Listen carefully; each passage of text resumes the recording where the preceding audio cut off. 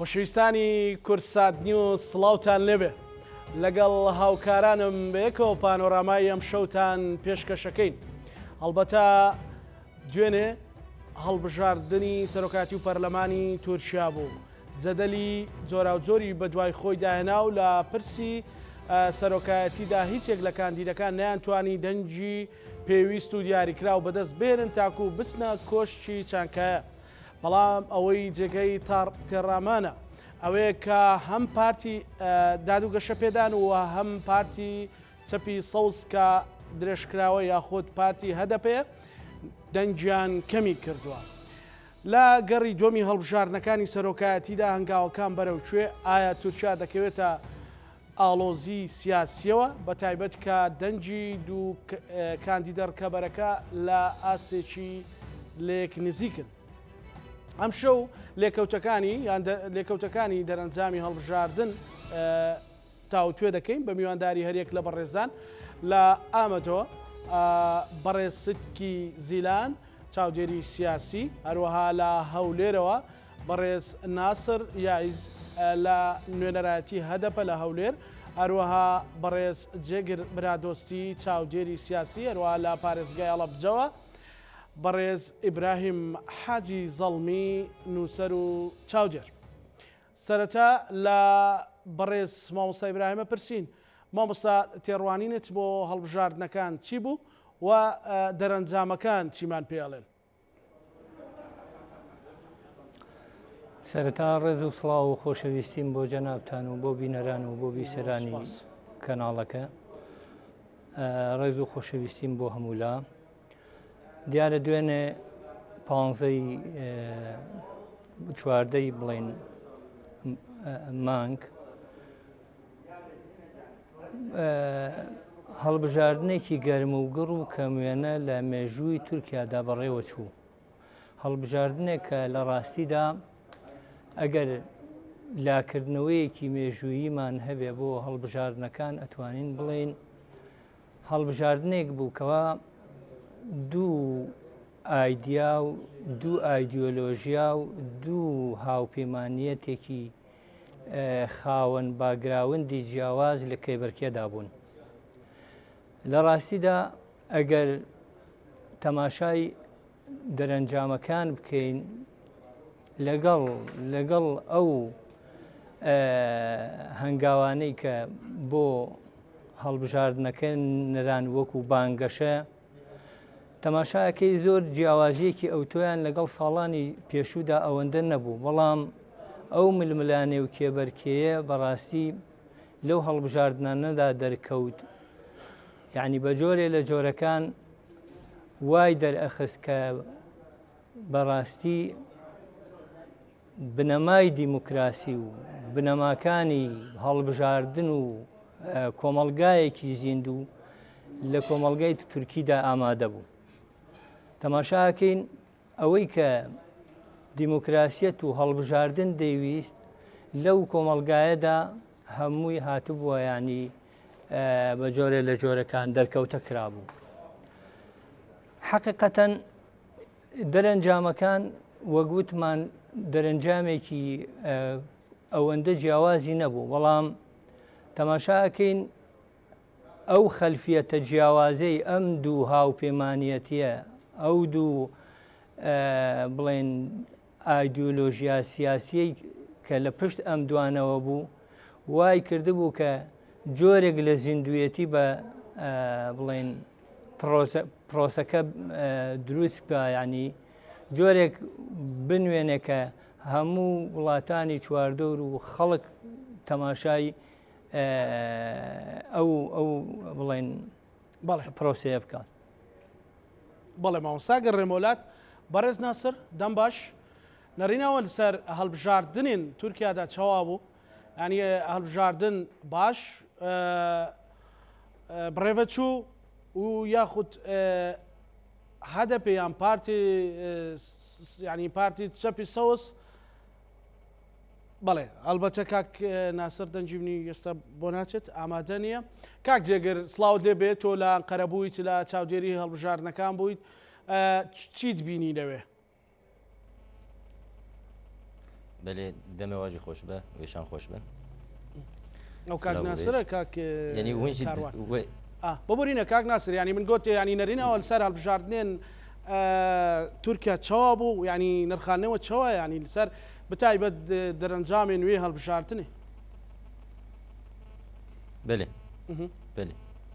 بەێ ینی وە کونجی دشۆپینن ینی شخۆوەکە ئەم بێژن ینی حکوومەتە AKP و MHP ئەو داخوازە کو dikirin wê tura yekemîn de yanî digava yekemîn de wê seroktiya Tirkiyeyê wê dest bigirin ew pêk nehat wek hûn jî dizanin sedî çilûnû yanî dibin ew Kiliçdaroglu di wî alî ve mane tura duyemîn yanî aliyê parlamentoyê de jî em bêjin HDP em bêjin weke piştewaniya em bêjin bi navê Sewzî Kesk yanî partiyên partiya kesken çep em bêjin bi awayî me li Bakurê Kurdistanê taybetî li bajarê Bakurê Kurdistanê me parlamenterê xwe ji berî em bêjin hilbijartina berî me parlamenterê xwe kursiyê xwe zêdetir kirin yanî wek hûn jî dişopînin me sedî wek em bêjin partiyên çepên kesk me sedî ser nehê derxist bi awayî CHP jî û AKP jî MHP jî wek em bêjin rayê wa jî gor wa ew kê wa hebû ama ev jî tê dîtin ku ne hikûmeta AKP û MHP îdî bi serê xwe nikarin mesela hikûmetek ava bikin an jî hikûmetê ava bikin jî ew biryara ku di nav parlamentoyê de wekê cara pêşî tedî hûn jî dizanin 330 parlamenter dixwazin mesela ji bo ku bikaribin biryareke qanûnî di nav parlamentoyê de destkeftiyekî mezin yanî dest bixin ewa bûye dest nexist ji ber em bêjin dîsa di parlamentoyê de partiya çepên kesk em bêjin cara dî jî em partiya sêyemîn bûn di parlamentoyê de dîsa em bûne partiya sêyemîn ji ber em bêjin me 63 parlamenter me derxistin hêşta jî ewa fermiyeta yenekî nehatiye qebûl kirin ji ber ku îtirazê wa hene mesela ciyê weke Batmanê em bêjin me 4 parlamenter standine niha îtiraz dikin dibêjin ev 4 parlamenter yekî dî bila biçe ji AKP re ji ber ev hincetê dibêje hincetê wan qirêj hêja heye ama tişta ku tê diyar kirin hêsta ew fermiyetê ne qebûl nekirine hêja ama ya ku tê diyar kirin 63 parlamenterê me hene yanî kursiyê me çêbûn û tifaqa me de jî em bêjin tedî hûn jî dizanin tifaqa ked û azadî em bêjin partiya TP jî hizba TP jî 4 parlamenter derxistin ew jî dibin tifaqa sîwana ku HDP ava kirbû keda tifaqa ked û azadiyê ew jî 4 parlamenter derxistin yanî tifaqa ked û azadiyê divir de 66 parlamenterê wa çêdibin bi awayî em bêjin me ciyê xwe em bêjin ciyê xwe ew parlamentoyê me ciyê xwe em bêjin rêza sêyemîn me parast yanî dibe ku me li aliyê Tirkiye hindek rayê xwe kêm kiribe ama li bajarê Kurdistanê li bajarê Bakurê Kurdistanê hemû bajara jî me berî hilbijartin em bêjin hilbijartina me ya berê ya 2018 me ew kir mînak em bêjin me em dikarin bêjin me zêde jî kir yanî ji ber em bêjin me li Amedê parlamenterek wenda kir ama me li Bitlisê me li Wanê me li Erzurumê me parlamenterê xwe kursiyê xwe zêdetir kirin yanî bi awayî bêguman em bêjin divê me hê bêhtirstand bûna Nasir yanî Ahmet dibêjinî ku kela Kurda yanî çawa yanî ew parlamenter HDP ew parlamenter wendar kir yanî em bêjin ew parlamenter mesela menel Kurdistanê ew parlamenter wenda kirin em ê bêjin me Kurdistanê em bêjin Kurdistana Bakur belê me li Kurdistana Bakur me parlamenteriyê xwe hemû parastin yanî em bêjin me parastin û me zêdetir jî kirin yanî em bêjin wek hejmara kursî me zêdetir kirin mesela me Colemergê me yek parlamenter zêde kirin me berî wênakê me di parlamenter derdixist me êsta me Colemergê xiste sê parlamenter yanî ew hundakirinê me Tirkiye hundakirin ji ber wê jî mesela em bêjin ev wek hûn jî dizanîn îro hevserokê me hevserokê HDP jî û partiyên çepên em bêjin keskên çep jî weke daxuyaneka giştî dan yanî serva kêmasiya me çimal alî Tirkiye em bêjin ev hilbijartin nirxandin yanî ewa jî bi xwe jî vê tiştê got yanî ev tişta ku dibêje ya polîtikaya me ya aliyê Kurda de her çiqa jî em bêjin Bakurê Kurdistan her çiqa jî em bêjin me rayê xwe kêm nekiriye ama ev jî nebese yanî ev jî ji ber ciyê rexnedayînê yanî em vê jî wek em bêjin hevserokê me bûye awayî got em ê ser kêmasiyê xwe bisekinin em ê ser heqîqeta Bakurê Kurdistanê û heqîqeta Tirkiye em ê bisekinin ئەمێ هێبێتر ڕێیا دموکراسی ئەمێ پێشتر بخن و بیاوایی ڕۆژێ پێشتر ئەمێ هێژاژیت پێشیا خۆ برن ئەمێ بکاربن ئەمێ پێشبینیە خۆ هێبێتر خورد بکەن جبەر کۆم بکاربن تەمسیلیەتا گەل ینی نونەرتیە گەلێ باکووری کوردستانی و تورکی بگرن دەستی خۆ بەێ ئەزێ بگەرم کاک ناسر کاک جێگرتۆ لە ئەنقەرەبووی و چاودێری هەڵبژاردنەکان بوو چیت بینی مەسەلەن ئەوەی لەوێ ڕوویدا بە تایبەت کە دوێنێش بەردەوام لە کورساتنی و سپاس دەکەین لە کاتە جیازیەکان بەشدار بووی بەڵام ئەوەی کە ینی بەگشتی تێڕوانینە چی بوو لەسەر هەڵبژاردنەکان بەناوی خی گەورە و میهرەبان سڵاو ڕێز بۆ جەناب تو بۆ میوانەکانت دکتۆر ئیبراهیم و کاکە ناسر ئێمە لە کاتی بانگەشەی هەڵبژاردن لە کۆتا ڕۆژەکان لە باکووری کوردستان بووین لە کاتی بەڕێوەچوونی هەڵبژاردنەکانیش لە ئەنقەرە بووین لە کاتژمێر هەشتی بەیانی کە ناوەندەکانی دەنگدان کرایەوە تا ئەو کاتی کاتژمێر 5 ناوەندەکانی دەنگدان داخران بە شێوەیەکی گشتی پرۆسەکە پرۆسەیەکی زۆر باش بوو زۆر شوخڕۆشێکی زۆر هەبوو لە نێوان دەنگدەرانە خەڵکێکی زۆر بەشداری هەڵبژاردنەکانیان کرد و دەرئەنجامەکەش ئەو بوو لە بازنەی ئەنقەرە سەتانەوەتی خەڵک بەشداری کرد بە شێوەیەکی گشتی پرۆسەکە بە شێوەیەکی زۆر باش بەڕێوە چوو هیچ پێشێلکاریەکی وامان نەدیت کەشانی باسکردن بێت لە هەندێک لە ناوەندا لانگرانی مەحەپە و ئی پارتی بەریەکەوتن هەبوو بەڵام بە شێوەیەکی زۆر فراوان نەبوو بە حکمیەوان پێشتر لە ناو یەک پارتا بوون هەروەها هەندێک لە لانگرانی کەمال کلژدار ئۆغڵۆ یان لانگرانی ئەردۆگان بە دروشمی ئاک پارتی و بە وێنەی ئەردۆگان دەهاتنە ناوەندەکانی دەنگدان لەوێ ئەوانە ئەم پێشێلکاریانە هەبوون باشتی زۆر سادە بوون و جیاکردنەوەی دەنگەکان بە شێوەیەکی زۆر باش بەڕێوە چوو چاودێرانی لاەنە سیاسەکان دەسەڵاتی تەواویان هەبوو سێ چاودێرێکە لە هەر وێزگەیەک سێ چاودێری لانی سیاسی هەبوو و ئێمە چاودێرانی نێودەوڵەتیش کار ئاسانی زۆر باشیان بۆ کردین بە شێوەیەکی گشتی پرۆسەکە زۆر باش بوو ئەوەی کە جێی سەرنج بیتن کە بۆ خۆم بینیم ئەوە بوو خەڵک هەبوو تا دەگەیشتە ناو وێزگەی دەنگدان خۆی یەکلای نەکردبووە کە ئایا دەنگ بە ئەردۆگان بداتیان دەنگ بە کلژدار ئۆغڵۆ بدات بە شێوەیەکی گشتی دەنگدەرانی تورکیا هەم لە ڕۆژی هەڵبژاردن لە پێش هەڵبژاردنەکانیش دابەشی دوو بەرە بوون بەرەیەکیان بەرەی ئەردۆگان بوو بەرەیەکیان بەرەی دژە ئەردۆگان بوو بەرەیەک نەبوو بە ناوی بەرەی کلژدار ئۆغڵۆ بەرەی ئەردۆگان پشگیریان لە ئەردۆگان دەکرد لەبەر هەموو ئەو کارە باشانەی کە لە ماوەی 21 ساڵی حکومڕانی ئەردۆگانە ئەنجامی داوە لە خزمەت گوزاریەکانە لە تونێلا لە ڕێگاوبانە لە فڕۆکە و لە پەروەردە و تا دوایی و ئەو ئابوووریە بەهێزەی کە لە سەردەمی ئاک پارتی و ئەردۆگانە هەبوو کە پێشتر بوونی نەبووە ئەوان پێیان وا بوو کە دەنگدان بە ئەردۆگان ئەم هەموو خزمەت گوزاریانە باشتر دەبن و ڕاستە هەندێک تێبینیان هەبوو لەسەر ئەوەی کە لە ساڵانی ئەو 5-6 ساڵی ڕابردووە ئەردۆگان سیاستەکەی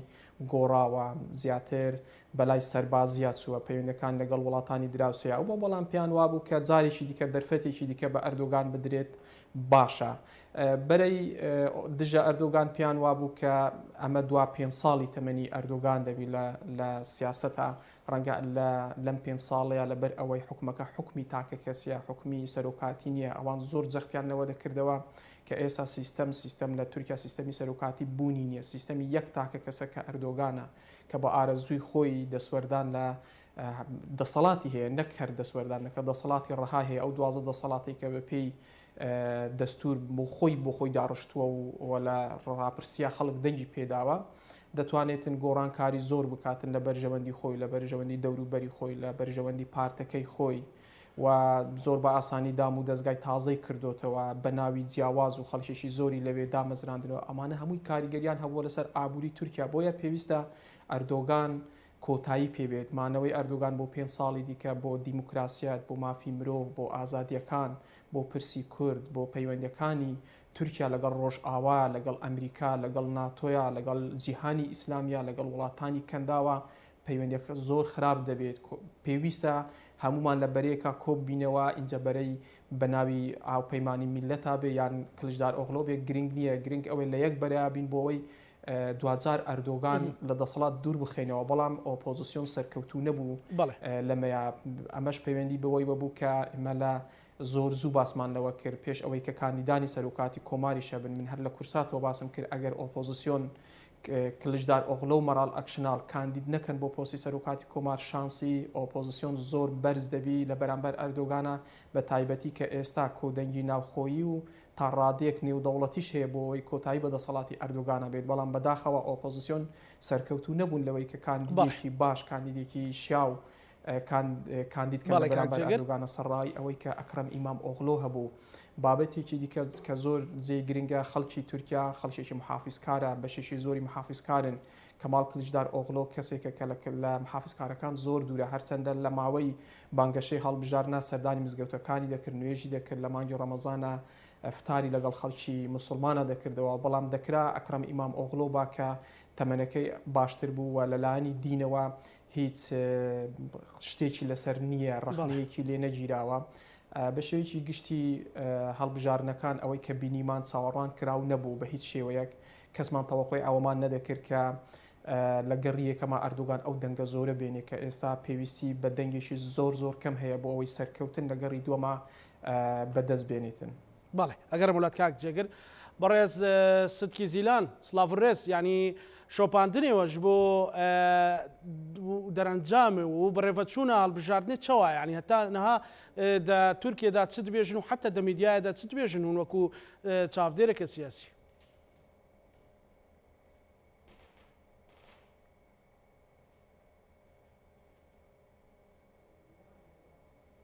بەڕێز سدکی زیلان دەم باش دەنگێ من تێ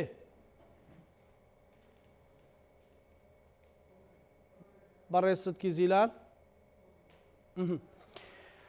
باش مامۆستا پێت وایە دەرەنجامی و هەڵبژارنانە بەرەو تورکیا بەرەو کوێ دەبات هەتا ئەگەر گەڕی دووەمیش بەردەوام بێت مامۆستا ئیبراهیم. ئەمانەی کەوا تا ئێستا دەرکەوتون نەگەیشتونەتە ئەنجامی کۆتایی بە تایبەت لە گۆڕینی سەرۆکۆمارە هێشتا لە 28 مانگدا پێدەچێت یەکلا بکرێتەوە بەڵام لە حەقیقەتدا ئەمە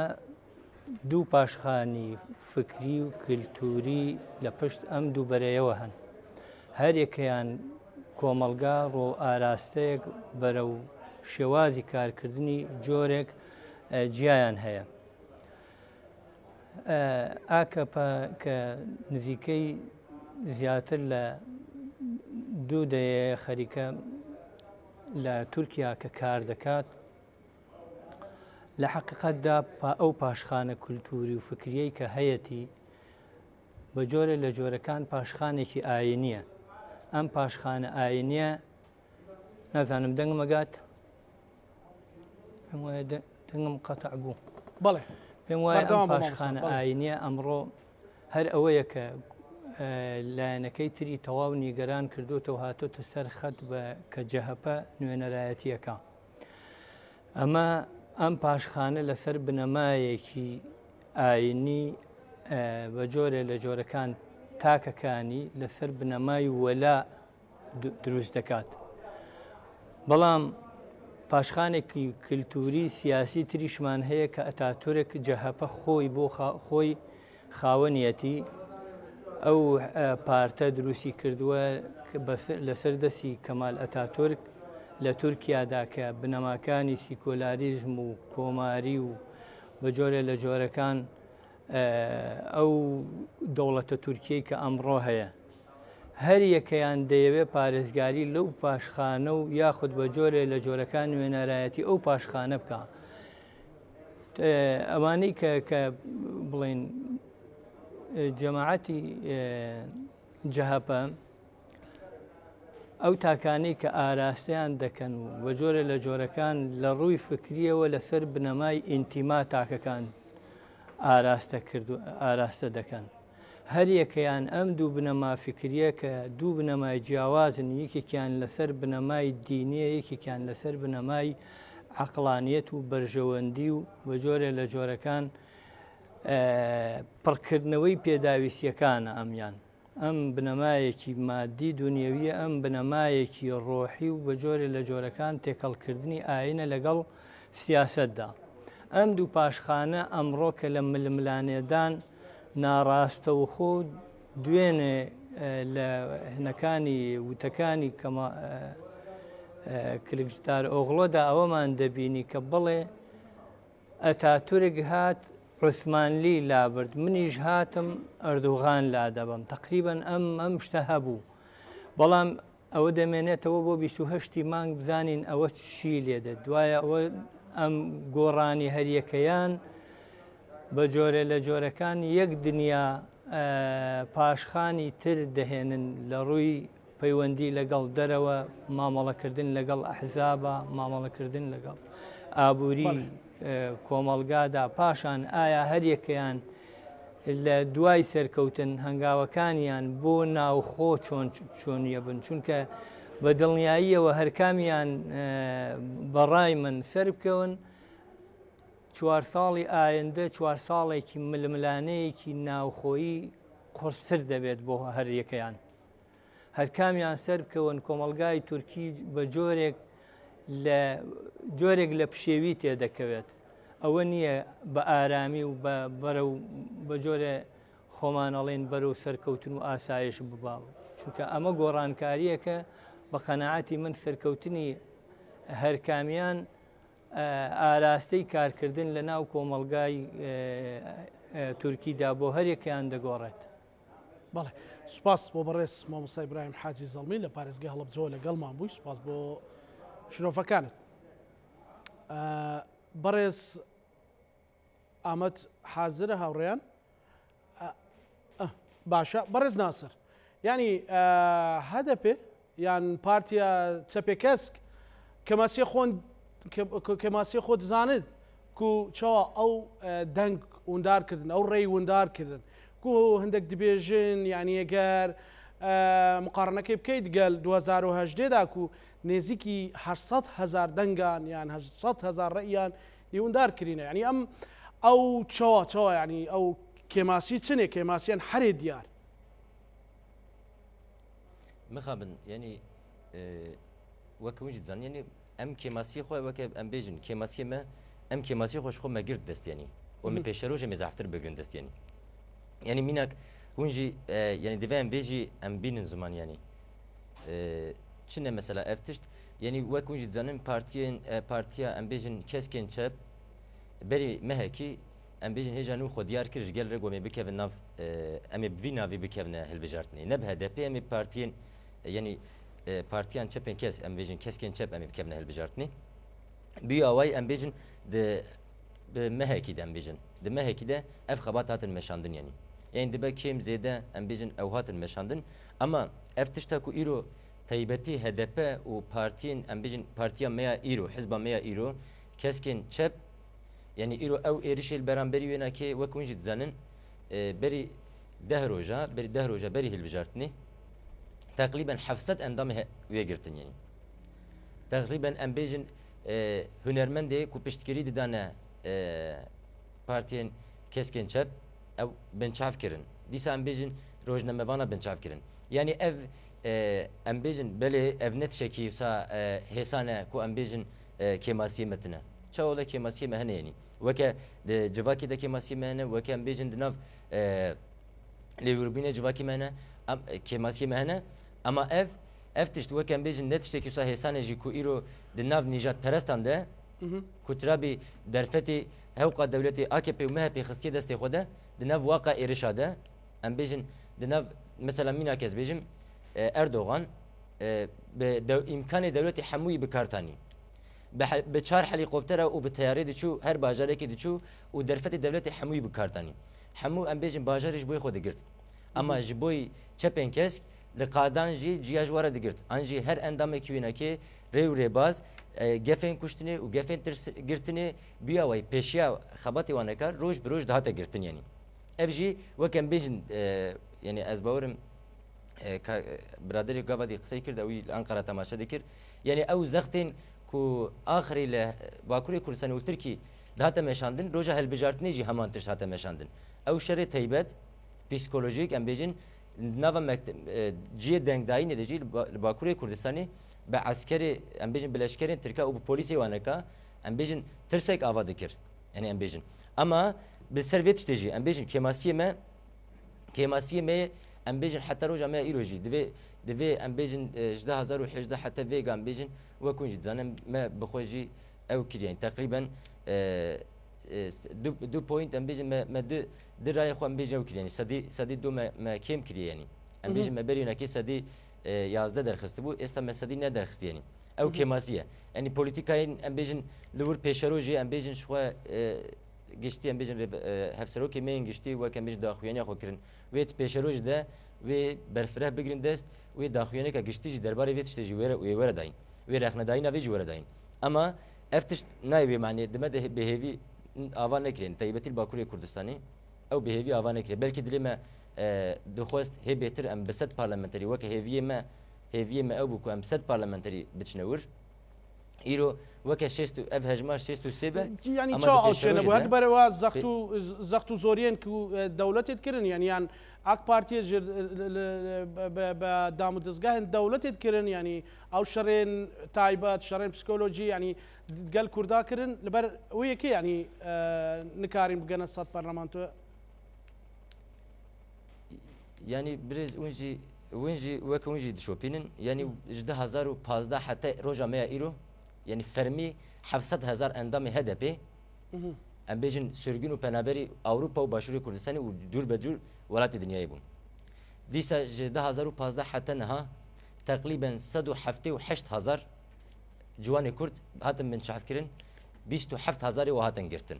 يعني مينك ام فا تشتابانك دفي ام فا سرانسر بيجن يعني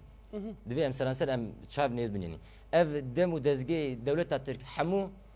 لدجبري كردا لدجبري ام بيجن ايرو هدبي حمو شري خوي تيبت دانا مشاندن يعني مخابن دبيجيا افجي دفي اوك نبي يعني بيشيا مدى نبه هنجتك سببك ام بيجن اف بو سدم يعني ادي افتش بلكي دبايا سبيدس باوي قال بيجي يعني جمره كيماسيه واف بون او كي واف بون يعني امجي روبرو فكري نجوات يعني روجانا ايرو هر ولاتيه كي كرد دكاره روبرو رخنه خوجي بيجي كيماسيه ميجي بيجي جبركو ايرو امنا ايرو ام سياستا لباكوري كردستان و تركي دكن جبركو ام دكاربن ببن برسل جبر ام ايرو واتش تا دكن بلكي گل زيده فداكاري و ام بيجن بردلی کو هاتنه داین ددن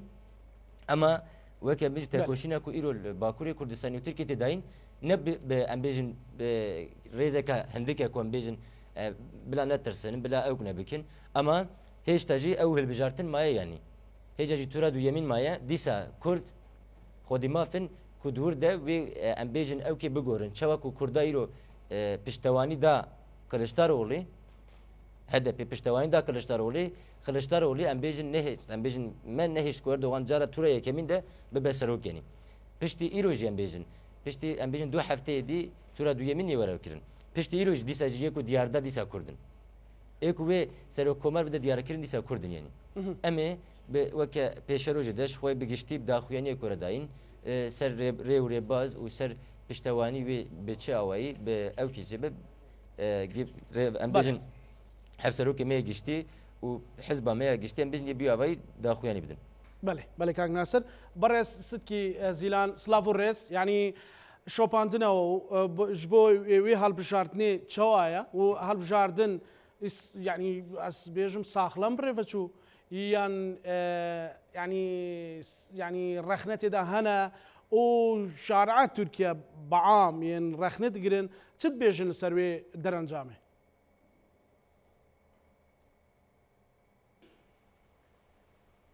بله عالی آسایش باش در باز بو عالی دل هلبجارتن ترکیه هنزانın گرینگیاوی جبوی گل کردستان جبوی گل حریم در دور ترکیه دولت دن جواک پر مهمه yani havcanina meru beje veya çuka gringavi he eğer gohardine ki hükümete çi buna hükümete nu siyasete ki nu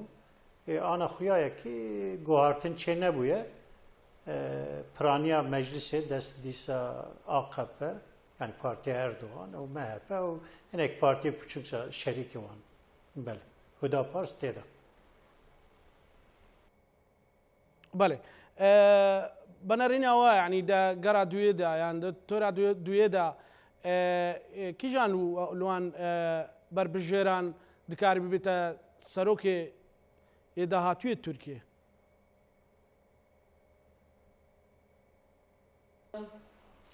yani huzan du hilbijartin hevrabun yek jiboy meclisi yek jiboy serok komari yani reisi cumhuri jiboy Türkiye du favori namzet hebu yek Kılıçdaroğlu Erdoğan du dince bu yek ilvekişe yek dinma ana du namzet maya Kılıçdaroğlu Erdoğan Erdoğan siyasetçi kevne Kılıçdaroğlu partiyevi gor AKP daha zayıf ve koalisyon ki yani berfre her dualiz koalisyon yani kice koalisyon daha ziyade denk bigre evzi peşaroj da xuyabe uzanın Sinan Ogan 5 puan 5 kusurati ve hene denk girtine eğer alikariya ki bike ama alikari bike yani o insan edin godariye ve bikin nekin evzi ne xuya yani sediset kes nikar ev çavdiri dikin ve mijarida me baştır takip dikin yani tişteki sediset merub nikar bejah fakat her dualizi hortun koalisyon hene yani şahısının yek parti CHP o AKP tenine ne giringiya CHP HDP partiya keski ana benavi bir beştari hilbijartını bun alikariya Kılıçdaroğlu güne o Kürt edin zenek. Heneki Kürt'ü Huda Partisi'de de alikariya evidikin Erdoğan AKP edikin.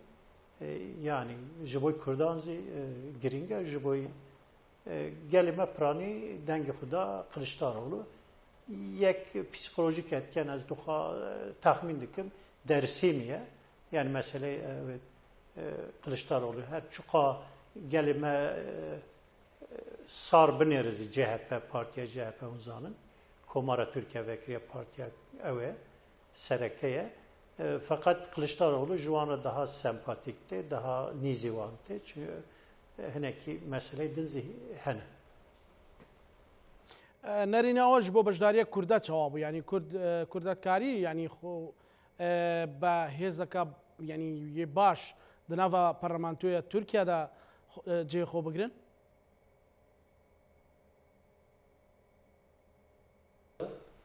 Yani Kürt her gav, her partide hene evi Kürt dibêjin qestawe her halde evi ki politik bir partiye ki mesela HDP bêjin, Hüdapar bêjin, Hakpar bêjin, muxabin Hakpar ana temsil nabe beştari hilbijartini bun sê parti ve hakkı dest xisti bu yek HDP bu yek Hüdapar ya Hakpar. Hakpar derve ama Hüdapar çar namzedi ve tahmin dikim evi Batmani ne xuya bu. Belki van saata xuya bu çar namzeti van bir liste AKP her meclisi HDP bir navi partiya Keskutçep beştar bun evi zinizi şestu nizanım küsurati vize hebu daha duhab var halde şestu duhab müttefiki vize hene Charles Juan Kürt edince mesela CHP Diyarbakır'ı Sezgin Bey namzet bu evzi her meclis evzi yani parti AKP'de de Kürt'deki mesele Kürdistan'ı ereni dinerin evzi yani parti din de yani baş ekizi yani fakat peşenge ve işi daha ziyade HDP o deru doğru dikin Hüdapar iruşun da meclisi de ve meseleyi de taraf zaten programa vidazi mesele zamanı Kürdi, mesele Kürdistan'ı dijayetiya Kemalizmi xuyaya yani. Partiye ki dije Kemalizmi. بله کاک جێگر پێتوە لە گەڕی دووەمدا ململانێکە تون دەبێ یاخود مفاجعات بەڕێوە لەو دوو هەفتەیە یاخود وەکەوەی دەردەکەوێت ئەردۆغان بەو ژمارە دەنگانەی کە هەر لە پێش ئەو دەنگانە بەدەستهێنێتەوە 2000 ئەگەر بەشێک لە دەنگەکانی سینانی دۆغانیش بۆ کلیزدارۆغڵۆ بڕات ناتوانێت بیباتەوە بەر لەوەی وڵامی پرسیارەکەت دەمەوە تێبینیەک لەسەر قسەکانی کاک ناسر ئێمە لە هەولێر هاوسۆزی و پشگیری پشتیوانی خۆمان بۆ هەدەپە دەربووری بۆ ئەوەی کە من باسی لێوە دەکەم کە لە بازنەی ئەنقەریا هیچ پێشێلکاریەک نەبوو ئەمە مانای ئەوە نییە کە لە شارە کوردیەکانە فشار نەبوو بێت لەسەر هەدەپە و یەسەپە و هاوپەیمانەکانی هەم بۆ زانیاری جەنابێت کاک زانا ژمارەی دەنگەکانی ئەردۆگان 95.5 ئەمە مانای ئەوەیە کە ئەردۆگان پێویستی بە ژمارەیەشی زۆری کەم دەنگە و ژمارەی دەنگەکانی کلژدار ئۆغلۆ 145 بەشێکی زۆر لە دەنگدەرانی کلژدار ئۆغلۆ بێئومێدن لەوەی کە لە گەڕی دووەما کلژدار ئۆغلۆ بتوانێت سەرکەوتو بێ ڕەنگە ئەمە بێتە هۆکاری ئەوەی بەشێک لەو دەنگدەرانە لە گەڕی دووەما بەشداری هەڵبژاردن نەکەن ئەمە لە قازانجی ئەردۆگان دەبێت بە تایبەتی کە دەنگدەرانی ئەردۆگان لە گەڕی دووەما ڕەنگە 195 زیاتریش بەشداری پرۆسەکە بکەن ئەوەی دەمێنێتەوە دەنگەکانی سینان دۆغانە دەنگەکانی سینان دۆغان بۆ خۆی لە مەهەپە بوو دواتر جیابەوە لەگەڵ مەراڵ ئەکشنارا چوار نێو ئی پارتیا لە ئی پارتیشا جیابەوە و دەنگەکانی سینان دۆغان ئەو دەنگانە بوون کە ناڕازی بوون لە کاندیدبوونی کلژدار ئۆغلۆ واتە دەنگی تەواو دژە ئەردۆگانن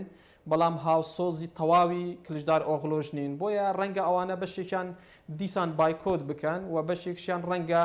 ئەگەر ئەردۆگان سەرکەوتو بێ لەوەی هەندێک ئۆپشن بخاتە بەردەم سینان دۆغانەوەکو ئەوەی باز دەکرێت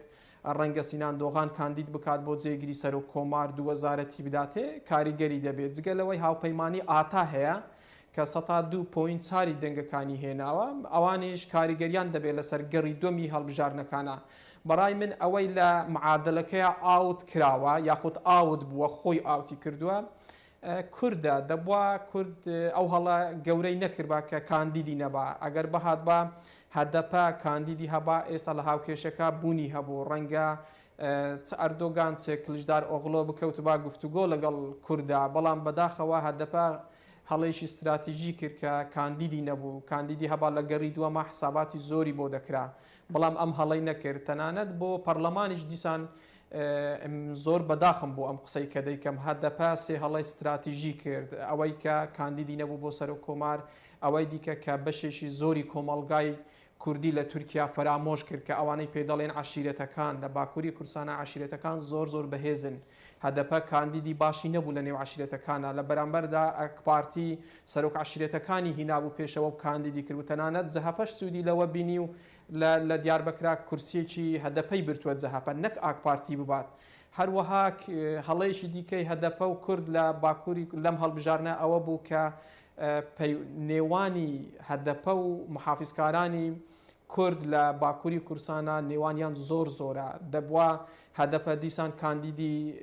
محافیزکارشی هەبا و ئەو دژاتیە توندەی بەرامبەر محافیزکاران تۆزێک کەم کردباوە دەبووە ڕەچاوی ئەوەی کردبا کە کۆمەلگای ئێمە لە باکووری کوردستانە کۆمەلگایکی محافیزکارن ژمارەی مسلمانەکان ئەوانەیە کە تەواو پابندی ئاینن زۆرن هەمیان چەپنین هەمیان وەکو هەدەپە بیر ناکەنەوە دەبووە سوودی لەوەش ببینی با لە بەرامبەردا ئاکپارتی ئەمەی بە دەرفەت زانی و ئەوەش بوو هۆکاری ئەوەی کە لە هەموو شارە کوردیەکانە دەنگی هەدەپە بە ڕێژەیەک کەم بکات ڕاستە لە هەندێ بازنەیە کورسەکانی پارێزگاری لێ کردووە لە هەندێکا کەمی کردووە بەڵام لە ئەرزڕۆم و لە هەندێک شوێنی دیکە بۆ یەکەمین جارەکە هەدەپە کورسی ببات بە شێوەیەکی گشتی بەڕای من بە ژمارە هەموو شتێک لە بەرژەوەندی ئەردۆگانە و دۆڕاوی سەرێکی ئەم هەڵبژارنەش بەداخەوە هەدەپە و هاوپەیمانی ڕەنج و ئازادیەکە ئێستا ژمارەی کورسەکانی دەبێتە 65 هەرچەندە پارێزگاری لەوە دەکات کە پارتی سێم بێ لە پەرلەمانی تورکیا بەڵام پەرلەمانی تورکیا ئەمجارە زۆرینەی هاوپەیمانی جمهورە کە 121 کورسیان برتووە کە پێویستیان بە 101 کورسی بوو بۆ ئەوەی بتوانن زۆرێک لەو یاسانەی کە خۆیان مەبەستیانە تێپەڕێن لە پەرلەمان بە تایبەتی کە هەندێک دەستەڵات هەیە لە پەرلەمانە لە دیاریکردنی دادوەرانە کە پەرلەمان حەوت دادوەر لە کۆی سێزدا دادوەری باڵای دەستوری تورکیا دیاری دەکات ئەوە ئاکپارتی و مەهەپە وەکو پێشتر دەتوانن بە ئاسانی ئەوە تێپەڕێنن بۆیە کورسەکانی هەدەپە ئەگەر هەشتاش بە زیاتریش بە بەڕای من هیچ کاریگەریشی لەسەر ئەو هەڵبژارنە نەدەبوو جگە لەوەی کە لە ڕووی معنەیەوە ئێمەمانان کە هاوسۆزی لەگەڵ خوشک و برانی خۆمان لە باکوور دڵمان بەوە خۆش دەبوو کە ژمارەی کورسەکانی تۆزێک بەرز بە بەڵێ کاک جێگر کاک ناسر دوماهی نەریناوە لەسەر وێ هەڵبژاردنێ چنە یعنی شخوا دیسان بێژن برادران نرخاند ئەم ژی نرخاندنی خۆ بداوی بێژن وەکە ئەم بێژن یعنی استراتیژیا کو ئیرۆ دەستی کووردا ده یعنی جیەکی دیرۆکی ینی ji ber ینی merroja pêşî jî beyanî diyarkirin çûyîna Erdogan yani çûyîna Erdogan taybetî Erdogan û Bahçeli ne tenê ji bo Kurdê Bakur yanî me ew dikir yanî me dida ziman yanî ji ber îro ev tişt mesela bêjin hikûmeta AKP û MHP bi polîtikayê xwe yên bi tunekirina Kurda bi dagirkirina axa Kurda taybetî Başûr û Rojava yani bi wî awayî em dîsa vê dibêjin yanî bi çûyîna îro jî her tişt xilas nebûye yanî îro jî yek û polîtikayên dagirkeriyê yek û polîtikayên tunebûyîna Kurda qebûl dike em vê tiştê qebûl nakin yanî em ê seranser mafê Kurda seranser axê Kurda çil Bakurê Kurdistanê çil Başûrê Kurdistanê çil Rojavayê Kurdistanê çil Rojdatê Kurdistanê em ê bi wî awayî yekrêziya em bêjin çar perçê Kurdistanê ki destkeftî destê xwe bavê ji destkeftiyê Kurda em wî polîtikayê qebûl nakin wî siyasetî jî ebed qebûl nakin em ê li beramberî vê tiştê derbikevin yanî îro wek em bêjin îro dibe hejmara parlamenterê me 63 an jî 62 be ji ber ku birader jî got hêja wek em bêjin ne diyar e Batman û hinek hin cêdî wek em bêjin îtiraz berdewam dikin mesela mînak Batman çar parlamenter keskin çep stand yek AKP û yê duyemîn jî kete ûkê ji ber ku rayê dervê welat hatin êsta dibe ku bibe sê û dido yani êsta ne ew e ama gor nêrînê me wek îtirazê ku hatine kirin ew derjî çar û yeke ji ber hêja ew rastî yeseqayî wê ew kîne daye yani ji bo vê tiştê jî em bikaribin ku em ser rastiyê û ser ewkê bidin seknandin û ev polîtikayê me hey parastina mafê Kurda û siyaseteka demokratîk li Tirkî bidin meşandin û bu yere mafê Kurda zimanê Kurda heqûq û demokrasiya ku em bêjin bê heqûqî bê demokrasiya beramberî Kurda tê jiyan kirin beramberî wê derketin heqî û demokrasî û rastiyê parastinê بله gelek spas kak Nasir برز ستکی زیلان یعنی دخوازم بیجم یعنی او انجام بحر آلیه کی با آلیه اردوغان بو آلیه کلیزدار و غلوبه ده یعنی دو هفتین دین ده او انجام تین قبول کرن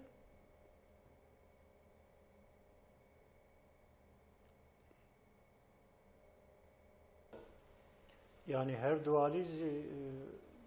İrusu be حول بدن خون نو organize bikin herkes bloka xo motive bikin ana dest pê kirin herhalde beyanateke Kılıçdaroğlu da go ez hazırım Erdoğan zaten daha avantajlı ziyade ji bo ki 20 sala iktidarı daye û sazî devletin destîwan daye imkanı ve wan maddi daha ziyade ne avantaj Kılıçdaroğlu ew yani muhalefeti temsil dike ez tahmin dikim çavdêr jî wisa dibêjin Yekîtiya Avrupa hatta memleketê din guhartinekî dixwazin hatta ew hilbijartin yani Amerika Rusya jî alaqedar dike İran jî alaqedar dike wisa me Kurdan daha ziyade alaqedar dikin Kurdistana azad ویزی yani daha ziyade jeotekili diplomatik, siyasi, iktisadi o mesele rojava pır giringa jeboy Kurdan. Yani ana beştervanı dinzi bahs kir yani Sinan Oğan acaba 5 puan evi hene alikari bike kira ittifak bike o çend roja xuyaben wizi îro beyanatek da gost du roj sê roj şunda em kararê xwe bidin ez ne bawerim wan ziyade ew hilbijartin gel alaqedar dikin eger hinekî insan AK Parti biqete o alîkariya Kılıçdaroğlu bike veyahut da ew bloka Kılıçdaroğlu daha ziyade bixebite hinekî insanan ikna bike ew piraniya ew insan zê ez tahmin dikim yani Kurdê me be yani Kurdik hatta ana dengê xudaya AKP Erdoğan'ı yani işekî rahat nene fakat mümkün ez wisa difikirim. سپاس بۆ بەڕێز ستکی زیلان چاودێری سیاسی لە ئامەد سپاس بۆ بەڕێز ناسر ڕیس لا نوێنەرایەتی هەدەپە لە هەولێر سپاس بۆ بەڕێز جێگر برا دۆستی چاودێری سیاسی سوپاس بۆ میوانانی ئازیزم هاو بینەرانی خۆشەویست لەگەڵ هاوکارانم پانۆرامای ئەم شەومان پێشکەشکردن ئەمانەتی خوای گەورە خواتان لەگەڵ